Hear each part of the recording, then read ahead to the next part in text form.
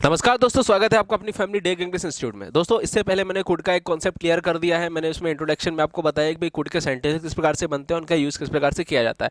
आज हम पढ़ने वाले हैं कुड हैव। क्या पढ़ने वाले हैं? Could have. ठीक है, कुड हैव मतलब होता है सकता था। ठीक है, इसका आइडेंटिफिकेशन क्या होता है? सकता था, कुड हैव। ठीक है, यहां पर हम क्या डिस्कशन करने वाले हैं, पहले तो मैं आपको थोड़ा सा डिफरेंशिएट कर देता हूं भैया कुड और कुड हैव में क्या डिफरेंस है, कुड के सेंटेंस किस प्रकार से बनते हैं और कुड हैव के किस प्रकार से बनते हैं। ठीक है, ये चीज़ें भी जाननी जरूरी नहीं, तो आप थोड़ा सा कंफ्यूज रहोगे चीज़ों में। ठीक है, तो यहाँ पर अगर हम कुड की बात करते हैं तो देखो, कुड में क्या होता है भैया, सब्जेक्ट आता है। ठीक है, उसके बाद हेल्पिंग वर्ब भी आती है। उसके बाद मेन वर्ब आती है, लेकिन कौन सा फॉर्म यूज़ करते हैं उसमें हम फर्स्ट फॉर्म यूज़ करते हैं। ठीक है, मेन वर्ब का कौन सा फॉर्म यूज़ करते हैं? फर्स्ट फॉर्म यूज़ करते हैं। उसके बाद क्या आता है भैया, हमारा आ जाती है ऑब्जेक्ट आ जाता है। ठीक है, लेकिन इसमें क्या होगा, कुड हैव में क्या होगा, चलो कुड हैव में देख लेते हैं। पहले सब्जेक्ट आएगा, आ जाएगा, फिर क्या आएगी, हेल्पिंग वर्ब, वो भी आ जाएगी, फिर क्या आएगा, फिर आएगा हमारा मेन वर्ब। लेकिन कौन सी फॉर्म यूज करेंगे दोस्तों इसमें? Third form. कौन सी फॉर्म यूज करेंगे? Third form.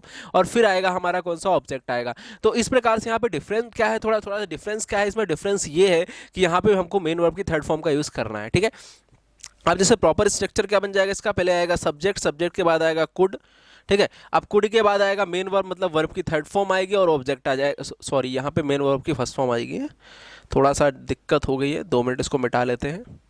ओके, ये मिट गया। ठीक है, अब यहाँ पे मैं राइट डन कर देता हूँ। तो यहाँ पे वर्ब की फर्स्ट फॉर्म आएगी। उसके बाद यहाँ पे बात कर लेते हैं। देखो यहाँ पे क्या आएगा, सब्जेक्ट आएगा, सब्जेक्ट के बाद आएगा कुड हैव। ठीक है, कुड हैव के बाद आएगा वर्ब की थर्ड फॉर्म आएगी, और क्या आएगा, आखिरी में ऑब्जेक्ट आएगा। तो दोस्तों डिफरेंट क्या है, दोनों डिफरेंस क्या है? मेन डिफरेंस ये है कि भैया इसमें वर्ब की फर्स्ट फॉर्म का यूज करना है, इसमें वर्ब की थर्ड फॉर्म का यूज करना है। ये तो पहला डिफरेंस हो गया। अब मैं थोड़ा सा सेंटेंसेस लिख के आपको डिफरेंस बताऊंगा कि दोनों में डिफरेंस क्या है। जैसे कि मैं यहाँ पे सेंटेंस लिखा, मैंने यहाँ पे लिखा इंडिया। ठीक है, इंडिया मैच जीत सके। मैंने क्या लिखा? इंडिया मैच जीत सके। और इसमें मैंने लिखा इंडिया मैच जीत सकती थी, इंडिया मैच जीत सकती थी।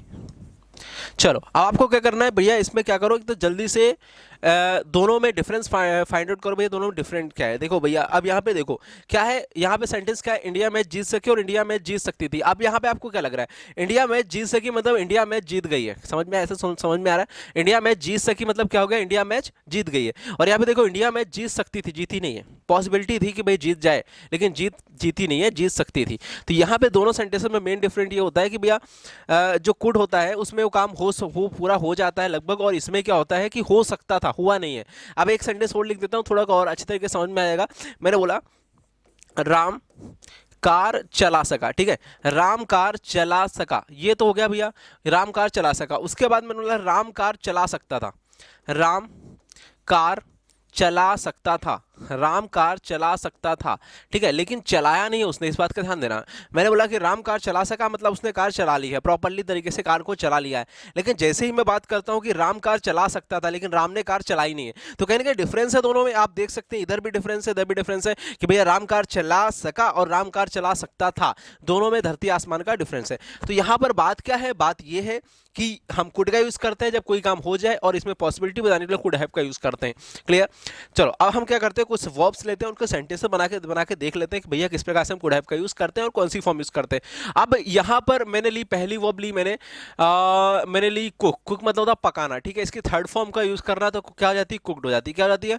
कुकड। ठीक है, अब यहां पे मैं सेंटेंस बनाया, मैंने सेंटेंस बनाया कि आप खाना बना सके या पका सके। आप खाना बना सकते थे, सॉरी, आप खाना बना सकते थे। ये बन गया हमारा आप खाना बना सकते थे, बनाया नहीं है। ठीक है, आप खाना बना सकते थे। ठीक है, तो आप खाना बना सकते थे, तो पहले आएगा सब्जेक्ट, लगा दिया यू। आप सकते थे के लिए कुड का यूज करते हैं। ठीक है, कुड हैव का। ठीक है, उसके बाद वर्ब की थर्ड फॉर्म क्या लिखी, कुक्ड, और खाना फूड, तो यू हैव कुक्ड फूड, आप खाना बना सकते थे। तो इस प्रकार से ये बन गया। अब इसका नेगेटिव क्या बनेगा, नेगेटिव के लिए मैंने आपको जैसा बताया हुआ कि तीसरे नंबर पर नोट लगता है, तो मैंने बोला कि भैया आप खाना नहीं बना सकते थे, तो आप खाना नहीं बना सकते तो क्या बन जाएगा, यू कुड नॉट। देखो ये नॉट यहाँ लगेगा, हाँ, कुड और नॉट, कुड और हैव के बीच में नॉट लगेगा, क्योंकि तीसरे नंबर पर नॉट लगाना रहता है। तो you could not have cooked food, क्या बन जाएगा, you could not have cooked food, आप खाना नहीं बना सकते थे। उसके बाद मैंने दूसरी वर्ब ली। दूसरी वर्ब कौन सी ली, मैंने लिखा, दूसरी वर्ब लिखा मैंने यहाँ पे स्पीक। स्पीक लिखा। स्पीक मतलब होता है बोलना, इसका थर्ड फॉर्म होता है स्पोकन। क्या होता है, स्पोकन। ठीक है, अब मैंने लिखा कि आप इंग्लिश बोल सकते थे। मैंने क्या लिखा, आप अंग्रेजी आप अंग्रेजी बोल सकते थे, आप अंग्रेजी बोल सकते थे। ठीक है, मैंने ये सेंटेंस लिख दिया कि आप है ना अंग्रेजी बोल सकते थे। तो आप अंग्रेजी बोल सकते थे तो क्या बन जाएगा, यू सब्जेक्ट आ गया, फिर कुड हैव आ जाएगा, वेरी गुड, हेल्पिंग वर्ब आ जाएगी, फिर मैंने बोला स्पोकन, थर्ड फॉर्म क्या होती है, स्पीक की स्पोकन। आप इंग्लिश बोल सकते थे, you could have spoken English. ठीक है, अब यहां पर देखो, यहां पर देखो थोड़ा सा, यहां पर क्या देखना है कि भाई इसका नेगेटिव कैसे बनेगा। तो अब मैंने बोला आप इंग्लिश नहीं बोल सकते थे, आप इंग्लिश नहीं बोल सकते थे, तो आप इंग्लिश नहीं बोल सकते तो क्या बनेगा, यू कुड नॉट हैव, क्या बन जाएगा, यू कुड नॉट, यहां पे तीसरे नंबर नोट लगेगा तो क्या बन जाएगा, you could not have spoken English, क्या बन जाएगा, you could not have spoken English. उसी प्रकार से मैंने नेक्स्ट वर्ब ली, मैंने ली नेक्स्ट वर्ब यहां पे ली सिट, सिट मतलब होता है बैठना, सेकंड फॉर्म और थर्ड फॉर्म होती है सेट, सेट। ठीक है, सेट मतलब भी होता है बैठना। मैंने बोला आप, मैंने दूसरा सब्जेक्ट ले लेते हैं, मैंने क्या लिखा, तीसरा लिखा कि वह बैठ सकता था, वह बैठ सकता था, वह बैठ सकता था, बैठा नहीं है। ठीक है, वह बैठ सकता था तो क्या बनेगा, he could, he could, he could set, क्या sorry he could have set आएगा। ओके, कोई दिक्कत नहीं। Oh he could have set, वह बैठ सकता था। अच्छा, वह नहीं बैठ सकता था, क्या बनेगा, he could not have set, क्या बन जाएगा, he could not have set. तो इस प्रकार से हम सेंटेंस बना सकते हैं। उसके बाद मैंने कुछ तो थोड़े बहुत सेंटेंसेस और ले लेते हैं। जैसे मैंने एक सेंटेंस लिया परचेस, तो ओके तो थोड़ा बहुत सेंटेंस और ले लेते हैं। जैसे मैंने सेंटेंस लिया परचेस, परचेस मतलब होता है खरीदना। मैंने बोला कि मैं कार खरीद सकता था, तो क्या बनेगा, I could have purchased car, third form लग जाएगी तो I could have purchased car. मैं कार नहीं खरीद सकता था, क्या बनेगा, I could not have purchased car. ठीक है, इस प्रकार से एक आध सेंटेंस और लेते हैं। जैसे कि मैंने बोला कि राम बाइक चला सकता था, तो राम क्या बनेगा, Ram could have ridden bike, क्या बनेगा, Ram could have ridden bike. Ram bike नहीं चला सकता था, क्या बनेगा, Ram could not have ridden bike. मैं पंखा चालू कर सकता था, अब मैं पंखा चालू कर सकता, क्या बनेगा, I could have switched on fan, क्या बनेगा, I could have switched on fan.